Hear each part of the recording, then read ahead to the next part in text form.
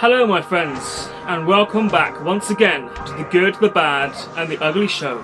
So the time has finally come, that's right, probably the first video I should have ever made. We are counting down my top 10 favourite zombie films.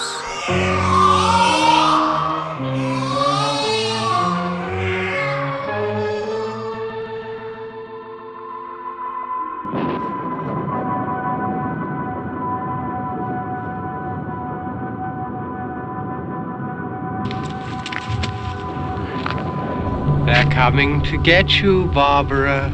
So the idea of this video, obviously it's subjective, it's just my opinion. I've just rounded up like my top 10 favourite zombie films of all time. I've tried to keep it kind of straight down the line, but these kind of videos are always controversial. That means there's always going to be people that completely disagree with everything I'm saying, which is absolutely fine, because in a week's time I might disagree with everything I've just been saying. I mean, I've done these videos before, I don't mind admitting that I changed my mind. I mean, you know, only human and all that, so this list might be very different from the list I make next week. So this list could change anytime. There might be things I've left off. There's always going to be films that haven't come into my mind. I've tried to include everything here that I kind of grew up with and that I love. So we'll see. We'll find out in the comments, I guess. So let's start. So number 10 we have Zombie Creeping Flesh from 1980, directed by Bruno Matti. Yeah, so this film there's a reason why this film is number 10 but is still in the list.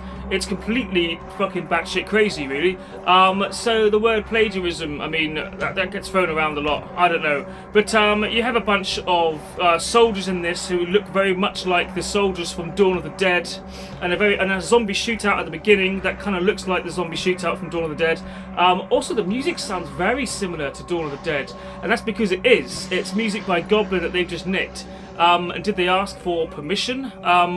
Let's put it this way, if they were YouTubers, they'd probably be on their third or second strike at this point. But yeah, the film itself is great. It's terrible, but it's great. So there's stock footage used in this. So there's scenes where they go off to like sort of deepest, darkest, I don't know, jungle, and there's scenes of birds flying and like tigers and stuff, and it's all a completely different bit of film. And it looks like they're like stood in the park, and it cuts to this and that. There's even a bit where it looks like they climb up a kid's climbing frame with binoculars and see some wildebeests. It's all a bit on that kind of vein. I just remembered the bit with the mansion in the middle of the jungle where there's a dead lady with a cat inside of her belly. Yeah, that happens in this film as well. But it's also known as Hell of the Living Dead and Virus and a few other things. It's got some good looking zombies in it, and by that I mean gross, but great. It's a film that I used to read about a lot as a kid, because my dad had this amazing book called just called Zombies. A very weird, rare book about zombie films before like Google, way before the internet and all that stuff. So our only reference points. But yeah, I remember reading about things like Zombie Creeping Flesh and seeing weird photos of stills and stuff. But yeah, the film itself, it doesn't really disappoint. It's hilarious. There's even a bit where they've gone out and filmed a tribe. It's like some sort of like a funeral celebration, sort of burial celebration. But they've kind of mixed that in with extras dressed up as the tribe and like zombies and stuff. It's all pretty damn terrible, but great at the same time. Well worth a watch if you're into something a bit wacky and not very good, but fun at the same time. I probably upset people with that opinion, but that's just how I saw it. I don't know. So number 9. Number 9 is on a similar level to what number 10 was, and it is of course The Zombie Dead. Directed by Andrea Bianchi, that's probably not how you pronounce that name, and made in 1981. This film is also known as The Nights of Terror and Burial Ground. So yeah, another strange film. Begins with someone who looks a bit like Dennis Roussos in a cave with what sounds like Paul McCartney simply having a wonderful Christmas time playing in the background while some zombies come out and kill him. And he shouts, "Stop, I'm your friend." It's like Boris Karloff in Laboratory. It's amazing. And then a party of people turn up at a big manor house having a party. It's a weird party. One of them has a kid who looks like sort of Charles Hawtrey, and we found out later on, he also looks a little bit like Dario Argento. But we found out later on that this isn't a kid at all, it's a dwarf playing a child. It's weird, man. That is one weird kid. Even for one of these films. But the zombies in it look great. They kind of look like if sort of 1970s Doctor Who, John Pertwee era Doctor Who had zombies, they would have looked a bit like the ones in this film, I think, and the music would have been the same as well. But I forget who did the music, but the music's great, and you need to go and look that up. It's on the internet somewhere, the soundtrack to this. I can't remember every last detail. I don't know. But, yeah, the zombies are all covered in maggots in this as well, and you can see the maggots moving around. That can't have been fun for the actors or actresses. I don't know. But, yeah, messed up film. And this is a slight change to the normal zombie thing, because these zombies are smart. They can, like, use tools. I suppose, like, Romero ones could use tools as well. But, yeah, not like this. But anyway, another good film, another ridiculous film, and definitely worth checking out again as well. Yeah. So at number 8, we have a slightly more modern film. See, I'm a bit old school with these things. I prefer the old ones because the old ones are what I grew up with. It's kind of like a classics thing. I had these on VHS and stuff. But this one's a new film, newish anyway. It was made in the last, 20 years. So number 8 is Night Eats the World. That's right. From 2018. Directed by Dominique Rocher or something like that. I don't know. I think the film was French. I think it's safe to say. It's in France. Everyone's talking French and the Eiffel Tower's in it. But this film is almost like a silent movie. Not a lot gets said. So there's a party. Someone wakes up after the party to discover that the entire world is being consumed by a zombie virus. And that's basically he spends the film, I think, trying to escape from his apartment while the zombies are all outside everywhere, and they kind of go by noise. So the film is very much centres on like the kind of noise thing. I suppose similar to this sort of films that came out like Silence and like the one with the birds. I can't remember the name of it, but yeah, so there's some very good films sort of surrounding themes like this, and this was kind of one of them, but a zombie version this time. But it made a nice change from like the kind of the typical zombie films that were going on at the time. I mean, there's been a lot in the last sort of 20 years. Walking Dead and all the films that kind of accompanied that. Like I don't know, there's too many to count really, but yeah, this one's a really good one. So if you're like an old fart like me and you only really like the old ones, go and check this out. It's actually really entertaining and really well made and very good. So number 7. Number 7 was going to be Train to Busan, which is a fantastic film. But I can't rightly do that. I'm going to have to move Train to Busan as a honourable mention, I think. Just because of the reason that Train to Busan, the zombies in it aren't exactly zombies. It's more like a sort of rage virus, like 28 Days Later. And for the purpose of this video, I don't really want to get into that whole virus thing, rabies thing, zombie thing. I need these zombies to be dead, to be the living dead. Otherwise, you open a whole can of maggots that I don't really want to get into. So I'm going with kind of pure zombie films, I guess, meaning like these zombies have to be dead. I mean, you could also go into films like I Walked with a Zombie and all those kind of films from like the 40s and 30s, and like the zombie started out as kind of the real word zombie, like how like the ones out in like Tahiti and places, like the actual curse of a zombie, which was they were given this drug that kind of made them look like they were dead, and then they would quickly come and dig them up after the funeral and use them as slaves. So the original zombie was somebody who was under a deep hypnotic trance, who was used for evil by some kind of master overlord, which will bring us nicely into my replacement number 7 that I just could not leave off the list. It is, of course, Plague of the Zombies by Hammer. Now, people always cite Night of the Living Dead as being the very first zombie film, and it kind of is in that respect, as the way that this is the first film where zombies eat people and they are really rising from the dead and is that unexplained virus. So that really is the first one. But Plague of the Zombies for me is like the first kind of nasty, rotting, coming out of the ground zombie film. So Hammer were onto something they didn't seem to really know about. They didn't really know what they had, and I think people still dismiss it because it's shown in the daytime on like horror channels and places like that. It shouldn't be the case. I watched it when I was very young child, because people think it's a safe film. It's an old silly Hammer film. But the scene where the dream sequence where the zombies are coming out of the ground and they attack the person in it, that's truly horrific. And they're all rotting and they look scary. I think it's a great film, and of course in this film there's a bloke who's come to Cornwall to open up the mine, and obviously he's using all the Cornish local people, all by witchcraft, to be the zombie miners. But these aren't people who have been given a thing, gone to a trance. These are people who have actually died and then they've come out of the ground because they're all sort of grey and rotting. So it is a zombie film of sorts, so that is why I've kind of brought it in here as a very last minute thing. I almost forgot about it. Lucky. So number 6. What on earth could be number 6 in this list? Of course, Return of the Living Dead. You probably didn't think I was going to say that. But Return of the Living Dead, okay, it's a comedy film, more or less. There were a lot of sequels that followed it. One quite good one. The rest of them were shit, in my opinion. I might be making a mistake. I don't know, number 3. Number 3 was quite good. Number 3 was like a Romeo and Juliet thing. It was kind of weird and quite good. But not in comparison to the first. Directed by Dan O'Bannon in 1985, of course coming out the same year as Day of the Dead, and slightly overshadowing it, which is kind of annoying for the people involved. So, Return of the Living Dead, taken from a story by, now let me try and get this all from memory. I think it was John A. Russo, I believe, if I'm getting the right person here. Somebody who co-wrote Night of the Living Dead with George Romero, but then later on, he wanted to release it as a book, so he decided that George will do the films, he will do the books. So he brought it out as a paperback, and then he brought it out again as a paperback, rewritten into a different story, and eventually that became this film. But I think arguments occurred when it became a film because he was supposed to just do books. One does books, one does films, you know, the whole thing. A bit like Apple Music and Apple Computers crossing over and getting into legal battles.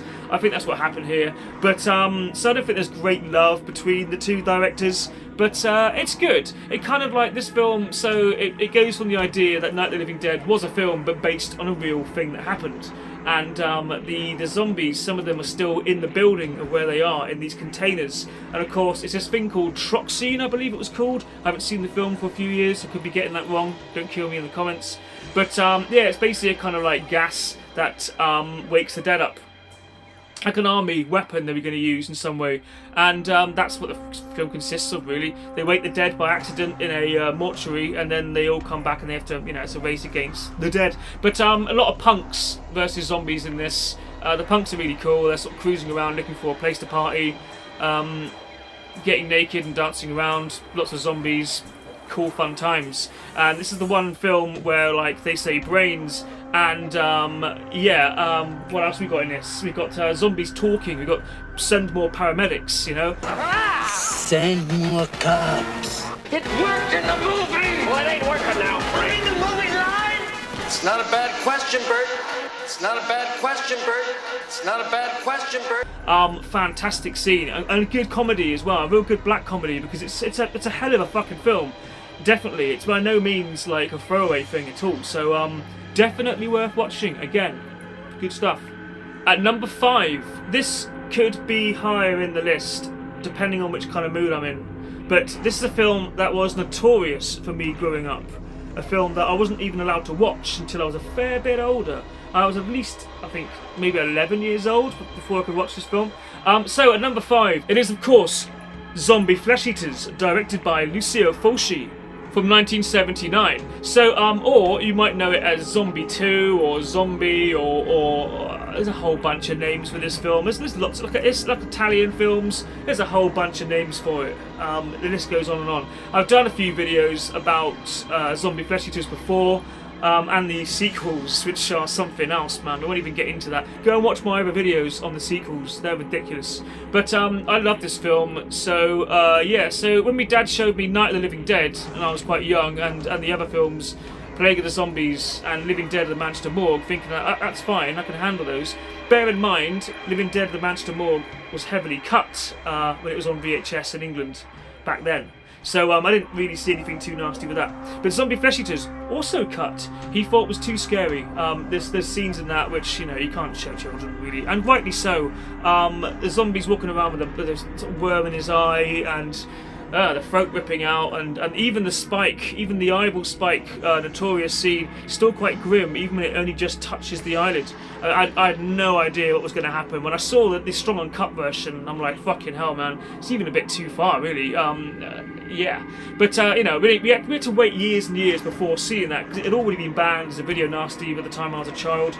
So we had to watch the re-released VHS, and they were pretty crap. They were so butchered up, but still, even though they were hacked to death, literally, they were still great films and still scary. My brother used to tell me the tales of zombie flesh eaters. He'd describe scenes and the music as well, man. The music kind of like starting this nasty dark synthwave off.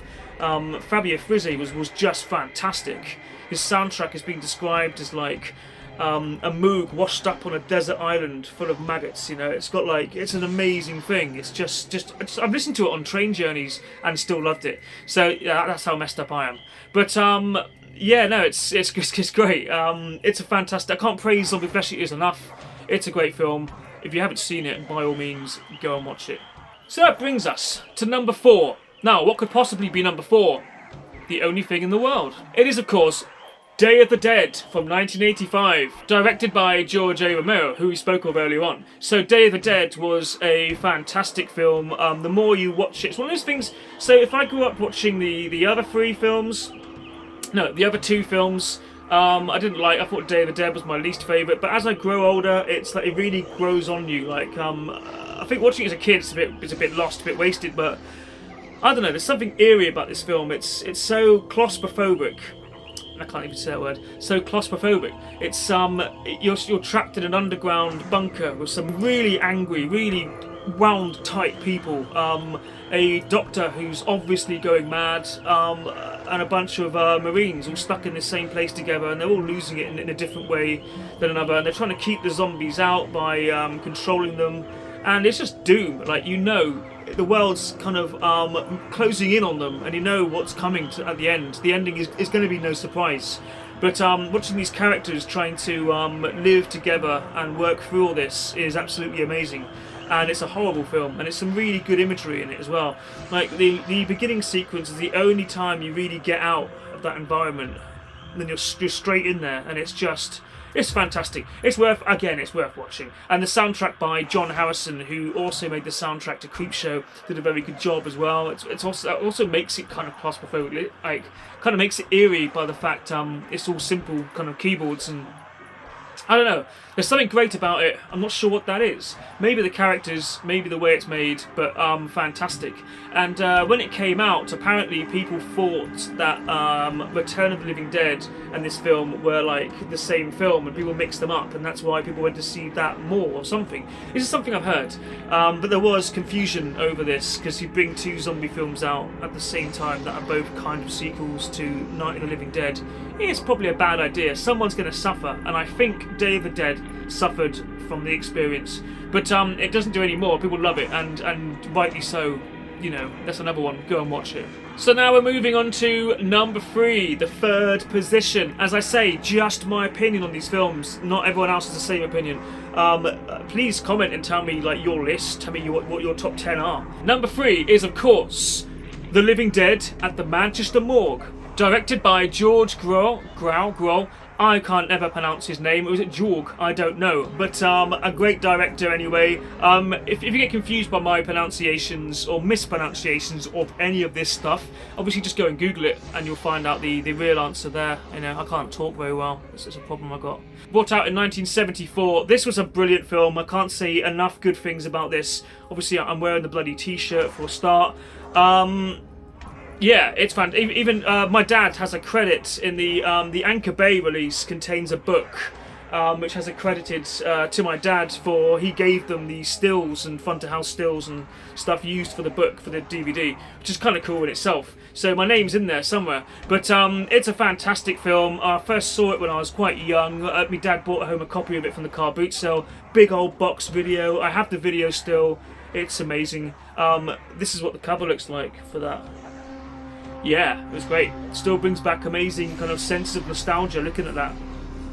But yeah, so it was made by a Spanish director, starring a bunch of Spanish people. Also, Arthur Kennedy, who was an old Hollywood veteran, an Irish American.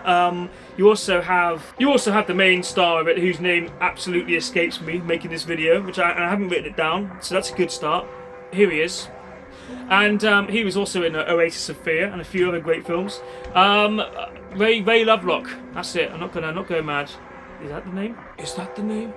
But yeah, the film is great. It's set in Manchester, well, in Windermere actually. It's filmed in a lot of places. It's filmed in Manchester, the Lake District, the Peak District, Tintagel, Windermere, bits of Rome even, I think, get in there. Like in the crypt scene, I think, was filmed in Rome in a studio, sound studio, I believe. But you could do a tour of the Living Dead of the Manchester Morgue. You can just go around the, all the places. I want to do that one day for holiday. That is a plan of mine. But yeah, it's about it's an environmental film, this one. So there's a machine that's designed to make insects go mad and kill each other, so the harvest is better.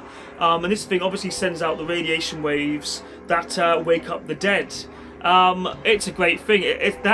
Was never done like by this point. It's an old kind of, things like that had been done in science fiction in the 50s, especially in like American films.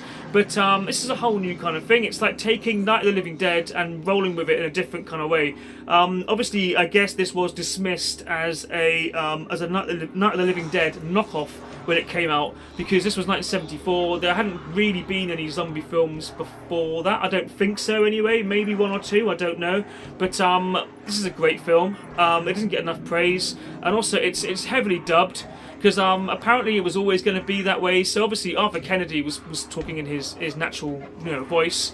But what I read is that some of the actors were told to just count to 1, 2, 3, 4, 5, and we're going to dub on the voice afterwards. I think some of the people didn't even know any lines what they were saying, and that's amazing. Like all these weird flaws, and it all comes through beautifully at the end of it. It's one of my favourite films of all time. So let alone favourite zombie film. Yeah, I can't big it up enough. I've already made a video about it actually, so just go and watch that, and you'll get all the details, some of them anyway, on that one. But yeah, couldn't have it any lower. So, number 2. Now, number 1 and number 2, you can switch them around really. I put them in this order just because it's me, just because I like what I like. Number 2 is Night of the Living Dead from 1968 by George A. Romero, and it's obviously superb. It's like the start of the zombie genre, as I said earlier on. It's like it's the first one where they're dead coming out of the ground for no explanation really, and they're eating people. I mean, the explanation was always supposed to be there. I mean, according to the writers and people, the radio at the beginning in the car saying about the crashed satellite, that's what's doing it, but we don't talk about it. That got left on the screenplay, I think, and then never really mentioned again, which is a great idea. It's just a bit of interesting stuff to put in there. But why explain it? I mean, why explain anything? You don't know, do you? This is just a couple who are driving to it's a brother and sister who are driving to a cemetery to put some flowers in their mum's grave, and then all fucking hell breaks loose. Bill Heinzman shows up, and the film gets going. It's just horrible. The rest of it, they're all held up in this little house. So similar story to all three of these films have that similar theme going. So a shopping mall or an army base or a house, it's all being trapped in this little environment with these people trying to get along, where all the rest of the world is chaos trying to get in. And I mean, isn't that like the most common nightmare that anyone can have? I mean, I've had dreams like that a lot, but I watch a lot of these films, so that explains that one. But Night of the Living Dead was great. Again, what can you say about it really? Fantastic film, black and white this time, which is great as well. It really adds to the kind of eeriness of it, I think. I mean, they did colour it in later on. The coloured in video that they kept bringing it out again, and they kept making it slightly better quality coloured in, but it still doesn't look right. It's like, this is a black and white film, and it has to be that way because that works for it. I mean, a lot of imperfections are hidden through black and white, so I think that's another thing to bear in mind. The actors weren't famous actors, they were just people like his friends, and that shows. Like, the more films I watch with just regular people as the actors, the better they are. Like, Hollywood actors have all this training and acting coaching and all this crap, and it's not to say it's crap, it works for some people, but without all that, you get a genuine performance. And I think that's what I love about a lot of these films is these aren't people really hamming it up. They're good. I mean, Dwayne, I can't remember his second name, man, but the main guy who played Ben in Night of the Living Dead is superb. Just really good performance throughout. And he was played by recast as Tony Todd in the remake, which is also very good. Never really needed to happen, but it was a good thing. It was a very good film. I enjoyed it. And they reversed the Barbara role in that, where she became badass rather than kind of like drifted away into insanity, which she does in this film, which is also an unplanned thing. They just kind of went with that. But yeah, this film I used to just put on all the time as a kid. It was like my Sunday evening film for a while. I love it. It's just fantastic. It's got an eeriness about it you just can't kind of reproduce. Another funny thing to look out for is Night of the Living Dead Reanimated, which was a cartoon where a whole bunch of people made like 2-minute segments and they put it all together to make the film, and that was very, very good. That's worth looking out for. I've got a copy of it. It's good. But yeah, Night of the Living Dead, you can't beat it. It's a classic. Well, you can beat it by one more, perhaps. So coming in as that number one, I think everyone watching this video has probably guessed what it is. That's right. It's The Dead Next Door. And I got you. No, it's Dawn of the Dead, 1978. That's right. The ultimate mothership for me of zombie films. The one I enjoy the most and the one that I've seen the most versions of. Because there's about 5 fucking versions of it, including the Dead Mole Hours, you know, the extended fan cut, which is amazing, by the way. Go and watch that. The more of this film, the better. The soundtrack is amazing by Goblin. The actors are great. They've gone on to do some cool things, some of them. The fact they filmed it in this shopping mall at night, they had to clean it all up for the day. You wonder how the hell they did that. But everything about this film is just great, and I love it. I can't get enough of it, really. I don't know what to say about it, really, how much more to big it up. But yeah, this took me a few years to see as well. I think I must have been about, you know, my early teens when I first saw this. You can get this on video in the UK. The UK video was really like heavily cut, so they eventually showed the director's cut one night, years later, on like British television, and it was mind-blowing, really, because you got so much more in that, and then seeing the other versions come along later on as well, fantastic. But yeah, there's something about this film, as I say, what else can I say, really, that it's just bloody great. Another film, go and watch it. The ultimate favourite, top, number one zombie film for me, Dawn of the Dead. As I say, all subjective, you might not agree, some people really won't. But those top 3 were hard to place in order. So now, what we're going to do now is we're going to go in for some honourable mentions. So, because there's so many of these films, I could have done like a top 20 list, really, but I don't know. Let's run through a few, shall we? First of all, we have The Dead, made in 2010, directed by Jonathan Ford and Howard Ford. I'm guessing they're 2 brothers. So yeah, The Dead, it's a great film. I watched it one night on, I think, on the Horror Channel or something like that, and it was just brilliant. I thought there was so many zombie films around, like the noughties and the 2010s or whatever the hell you call things these days. I don't know. It's not the 90s anymore, sadly. But yeah, so many zombie films, and so many of them were shit. There was 10 a penny. You could buy them in Poundland. Some of them starring Corey Feldman even, and all kinds of people, and I don't know, man, I just got so like diluted by my DVD collection became diluted by all this stuff, Flight of the Living Dead and all these weird parodies and all these other knockoffs and things. But The Dead was good. There's like out in Africa, it's got a zombie flesh eaters vibe about it, and I think that's what I like about it, and a sort of subtlety, kind of. I haven't seen the sequel, I've heard bad things. Next we have the Evil Dead Trilogy. Now, I don't know how the hell I was going to make a zombie video without mentioning the Evil Dead films, because they're just fucking great. Even the new one was really good, but I won't talk about that too much. Evil Dead Rise, if you're a fan of old zombie films, it's still bloody good actually, so you might as well go and check that one out if you haven't. But the original trilogy, Evil Dead 2, Army of Darkness, absolutely fantastic. Obviously directed by Sam Raimi and starring Bruce Campbell. These are films I grew up with as well. I've seen them in so many weird different versions, like different cut edited versions and formats. Japanese Laserdisc of Evil Dead, people out there might know what I'm talking about. I don't know. But amazing. But once again, more supernatural and more weird. You have like portholes, you have killer trees, you have a scary book, you have demons. That's why I didn't put Evil Dead like number 1 or 2 in this as the top 10. But they're definitely in my like favourite film category, certainly.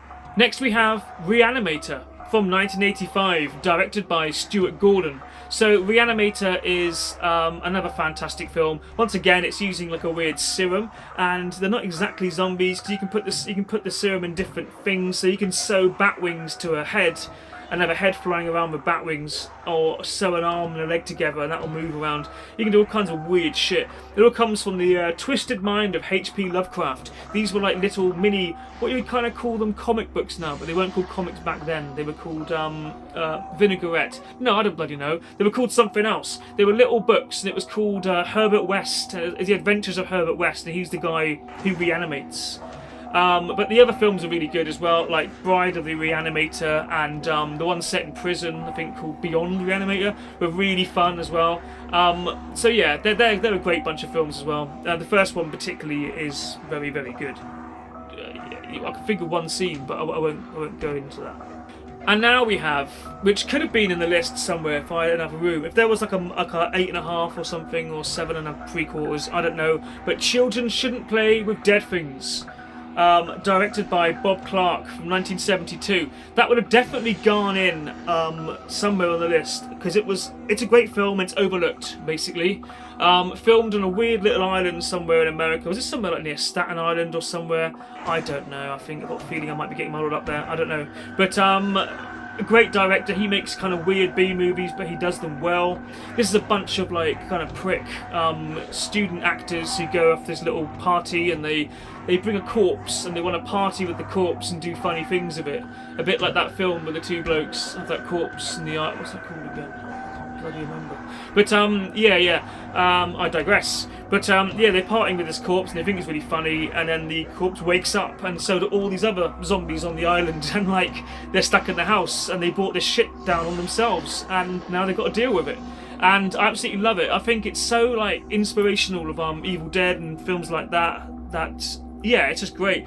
And this, I guess, again, this is pre Living Dead: The Manchester Morgue, so this is another zombie film made before Dawn of the Dead that kind of gets overlooked, overshadowed maybe. I don't know. But next we move on to Dead Snow. Move on to Dead Snow, and the Dead Snow, obviously there was a sequel, which is also very good. But Dead Snow, directed by Tommy Wirkola, or something like that. I can't pronounce his name, surprise, surprise. But really good film. A lot of fun as well, like bits of dark humour involved. The sequel was almost very comedy, very much a comedy. Very silly, but very, very good, very enjoyable. These are films to go and check out, I think. Where do we go next? So next we move to something that, if I was being brutally honest, it would have been in the list once again, probably quite high, probably stupidly high, and it is of course Zombie Nosh. That's right. The legendary Bill Heinzman, who played the cemetery zombie in Night of the Living Dead, decided to have a go at directing a zombie film of his own, where he just resurrected that character and he's chasing around a bunch of students, good-looking college kids, and doing nasty stuff to them for no reason. The film is I guess a film critic would probably describe this film as a piece of shit.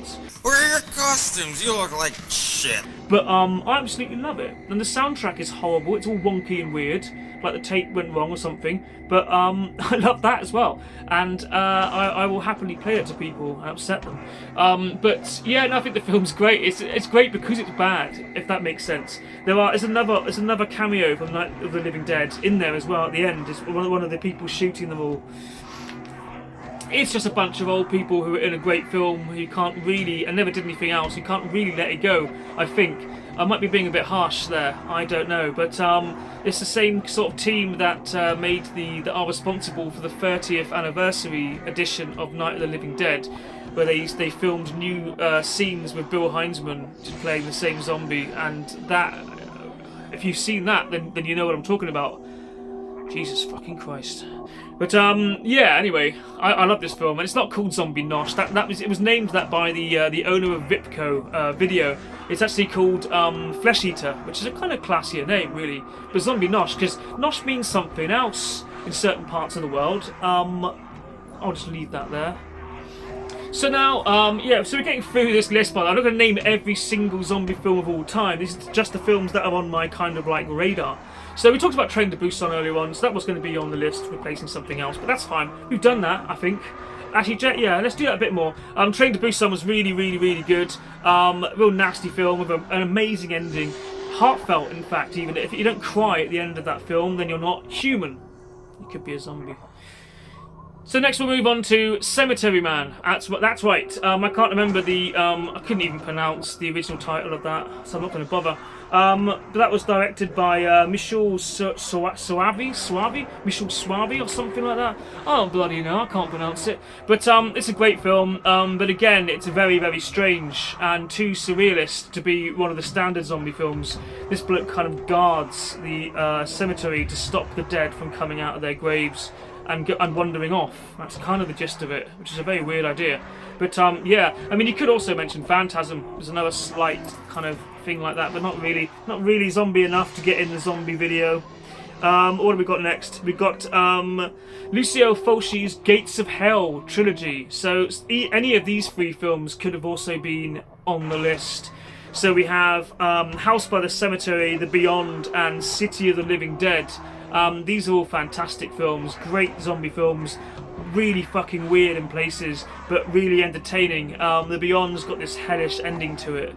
City of the Living Dead, I don't know what they're doing with the ending of that, but yeah. And House by the Cemetery, probably the weakest of the lot in my opinion, but fun anyway, and quite eerie and weird. But yeah, they're worth checking out, by all means. And now we have about 4 left, so you know, don't worry.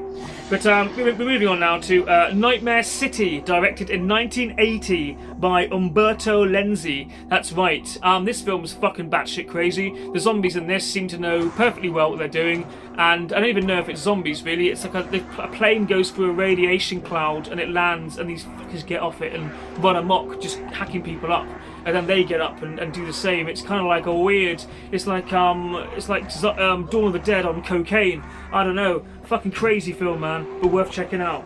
And now we move on to Night of the Creeps. Night of the Creeps from 1986, directed by Fred Decker. It's more of a space alien invasion film, really, but these weird aliens get inside the dead and then reanimate them, a little bit like that film that inspired Night of the Living Dead slightly. I can't remember the blood. Invisible Invaders, that's right. A little bit on like that, really, but an 80s version of it, but starring some great 80s classic people. Well, one particular. I got good news and bad news, girls.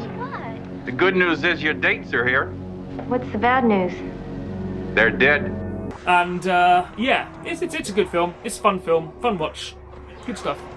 And of course we have. I made a joke earlier on. The Dead Next Door. Of course we have to mention that from 1989, directed by J.R. Bookwalter. I love that film. It's ridiculous. I bought it on VHS years ago, thinking, oh fuck, it's a zombie film I haven't heard of, man. And I put it on and thought, right, okay, I can see why. It's good. It's a real weird B-movie. The beginning scene is fantastic. The rest of the film has its faults, but it's fun. It's good. And there's a scene when they're watching Evil Dead in it. But there's a police force in it called the Zombie Squad, and they go around killing zombies and doing that. And there's a joke at the end. I won't tell you it. Go and watch it. Another side thing on that.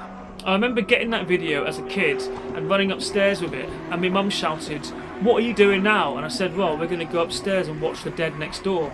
And she said, "You leave the bloody neighbours alone." True story. You're all in there just jerking each other off. So, brings us on to one last thing. Creepshow, of course. Where's My Cake?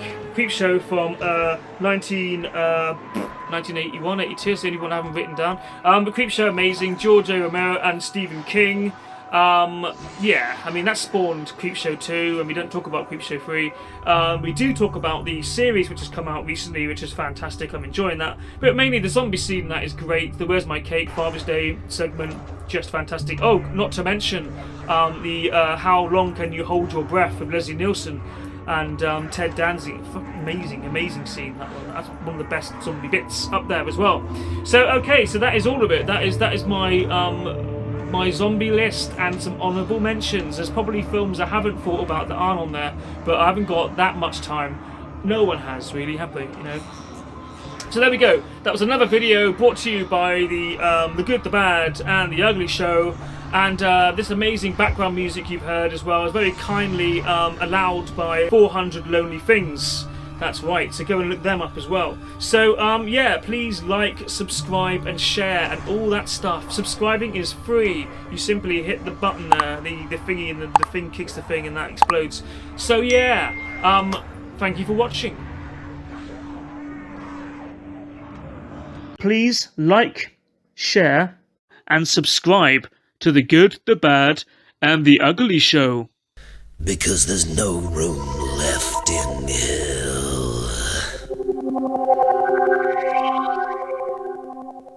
I wish the dead could come back to life, you bastard, because then I could kill you again.